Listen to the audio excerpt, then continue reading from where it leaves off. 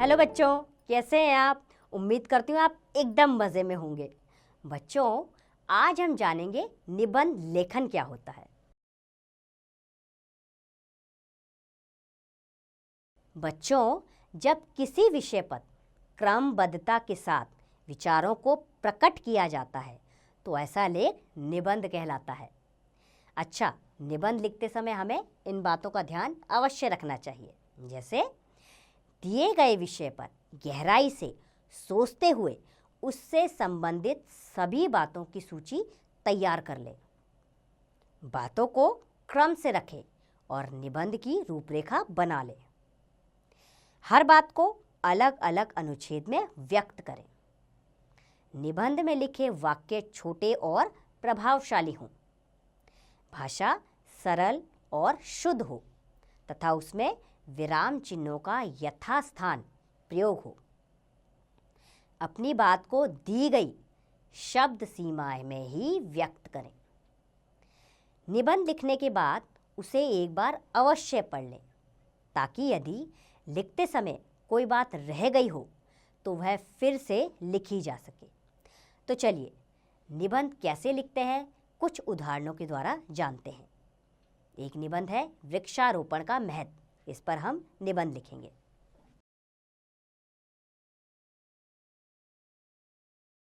वृक्षारोपण यानी वृक्ष लगाना हमें प्रकृति में संतुलन बनाए रखने के लिए तथा अपने आसपास के वातावरण को स्वच्छ बनाए रखने के लिए पेड़ पौधे लगाना बहुत ज़रूरी है। पेड़ पौधों के माध्यम से प्रकृति, धरा तथा अन्य सभी प्राणियों पर अनंत उपकार करती है। पेड़ पौधों से हमें ऑक्सीजन की प्राप्ति होती है जो हमें जीवित रखने के लिए बहुत ज़रूरी है। कई पेड़ पौधों की छाल औषधि बनाने के काम भी आती है। इनकी लकड़ियों से फर्नीचर बनाए जाते हैं। पेड़ों से हमें कागज़ की भी प्राप्ति होती है। पेड़ पौधों की सूखी पत्तियों से खाद भी बनती है। पेड़ पौधे हमारे पर्यावरण को भी सुरक्षित रखते हैं। हमें पेड़ पौधे नहीं काटने चाहिए क्योंकि आज हम लोग अपने लालच के लिए पेड़ पौधे काटकर अपने पर्यावरण को बहुत नुकसान पहुंचा रहे हैं। इससे पक्षियों के घर तो उजड़ ही रहे हैं, साथ ही वातावरण भी दूषित हो रहा है। वृक्ष काटने से ही बाढ़ अथवा भूस्खलन आदि होते हैं। चलिए एक और विषय पर हम निबंध को समझते हैं। ये विषय है जीवन में खेलों का महत्व।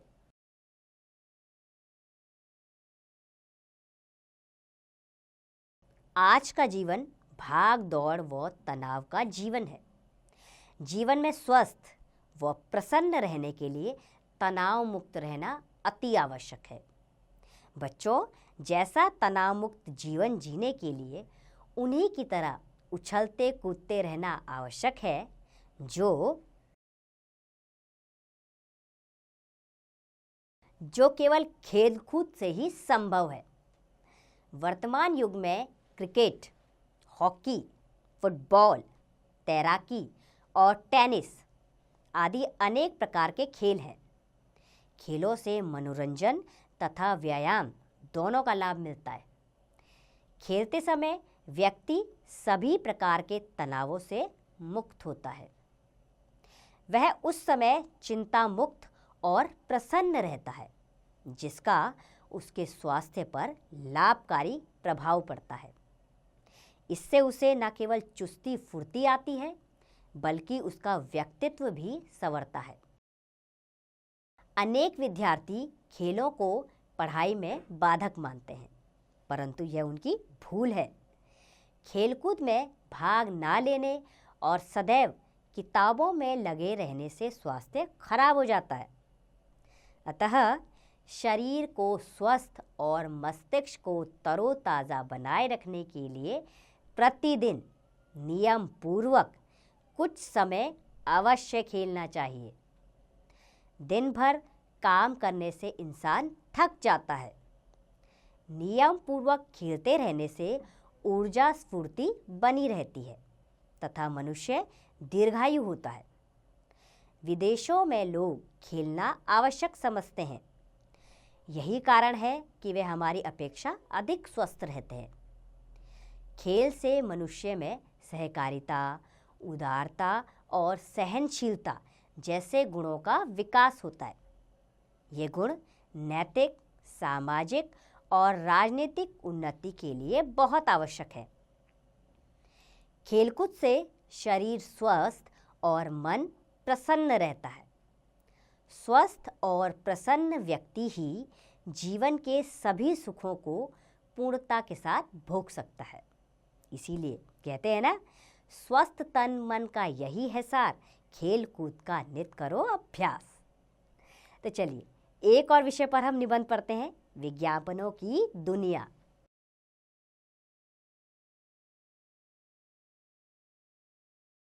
आधुनिक युग विज्ञापन का युग है। बिना विज्ञापनों के इस युग की कल्पना भी नहीं की जा सकती। फिर चाहे समाचार पत्र हो, दूरदर्शन हो या रेडियो, सभी जगह विज्ञापनों की भरमार है। विज्ञापनों के बल पर ही वस्तुओं को बनाने वाले उत्पादक लाभ कमाते हैं। विज्ञापन के द्वारा उत्पादक सीधा उपभोक्ता से जुड़ जाता है। विज्ञापन जितना रंगीन और आकर्षक होता है, उपभोक्ता उतनी ही उसकी ओर आकर्षित होता है। सुई से लेकर जहां तक सभी वस्तुओं के उत्पादन आप टीवी या पत्र पत्रिकाओं में देख सकते हैं। विशेष रूप से बच्चों से संबंधित वस्तुओं के विज्ञापनों की तो भरमार है। बच्चे सहज ही उन्हें देखकर वस्तु खरीदने के लिए माता पिता से आग्रह करते हैं और माता पिता बच्चों का मन रखने के लिए वस्तु खरीद लेते हैं।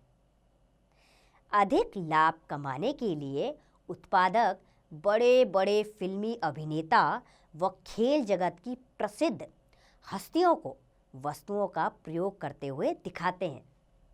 इससे ग्राहक भी उनके जैसा दिखने की होड़ में वस्तु को खरीद लेते हैं। इसके अतिरिक्त वस्तु के साथ साथ विज्ञापनों का यह लाभ है कि ग्राहक नए नए उत्पादकों से परिचित होते रहते हैं। कई बार विज्ञापन से ग्राहकों को हानि भी उठानी पड़ती है। वस्तु का बढ़ा चढ़ाकर प्रचार किया गया हो तो ग्राहक सहज ही उसके जाल में फंस जाता है और कई बार वह वस्तु अपने प्रचार के अनुकूल नहीं होती। इस समय ग्राहक को हानि उठानी पड़ती है।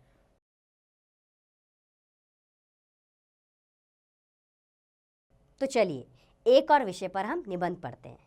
हमारा विषय है अनुशासन का महत्व। सूर्य नित्य नियम से उदित होता है और नियमानुसार ही अस्त होता है।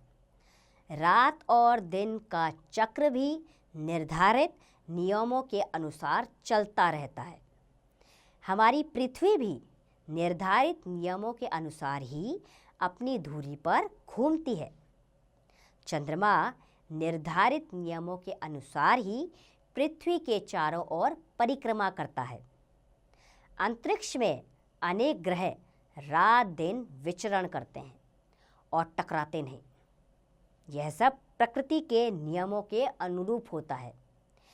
यदि ये सभी अपने नियमों का पालन ना करें तो क्या होगा? ये सभी अनुशासित होकर अपने अपने कार्य में प्रकृति के नियमानुसार संलग्न रहते हैं। यही अनुशासन है। तो बच्चों, अनुशासन का शाब्दिक अर्थ है शासन के पीछे चलना तथा पारिभाषिक अर्थ है नियमों में बंधकर चलना। इस वास्तविक अर्थ के कारण ही इसकी महत्ता है। मानव जीवन के प्रत्येक क्षेत्र में इसकी महत्ता के दर्शन होते हैं। जीवन भी अनुशासन का ही एक प्रतिरूप है। जीवन तथा समाज को सुचारू रूप से चलाने के लिए कुछ नियमों की आवश्यकता होती है। नियम भंग करना बुरा माना जाता है और नियम भंग करने वाला दोषी। वह दंड का पात्र भी होता है।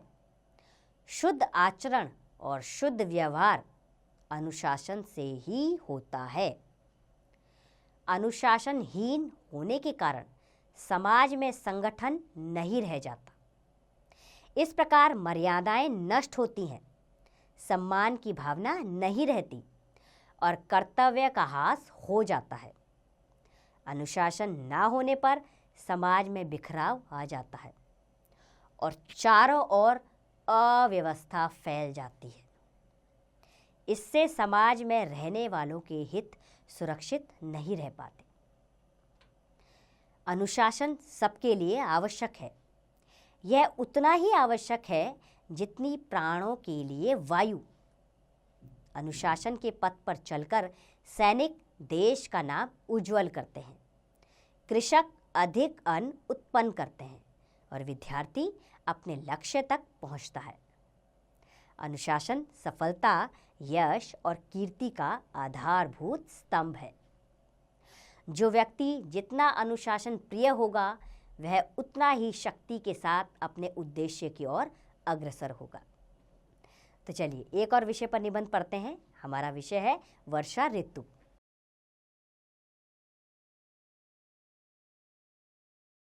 भारत में 4 मुख्य ऋतुएं होती हैं: बसंत, गर्मी, वर्षा और सर्दी। इनमें वर्षा ऋतु का अपना अलग स्थान है। इसे ऋतुओं की रानी कहा जाता है। गर्मी के मौसम में लू चलती है, तालाब, नदी, नाले सब सूख जाते हैं। सभी नर नारी और पशु पक्षी व्याकुल हो जाते हैं।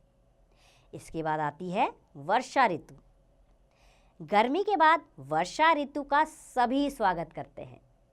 आकाश में काले काले बादल छा जाते हैं, बिजली चमकती है, वनों में मोर नाचते हैं, खूब वर्षा होती है, नदी नालों में पानी भर जाता है, चारों ओर हरियाली छा जाती है, ठंडी हवा चलती है जो शरीर में ठंडक प्रदान करती है।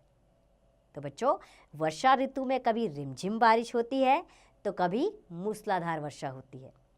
सभी लोग खुशी से नाच उठते हैं।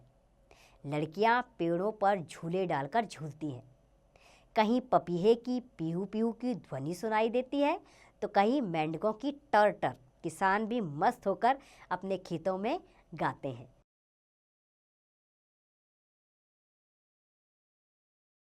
बच्चों, वर्षा ऋतु के अनेक लाभ हैं। खेती, जो कि हमारे जीवन का मूल आधार है, पूरी तरह से वर्षा पर आधारित है। वर्षा के पानी को रोककर बड़े बड़े बांध और तालाब बना लिए जाते हैं, जिनका पानी 12 महीने पीने तथा खेती के कामों में उपयोग होता है।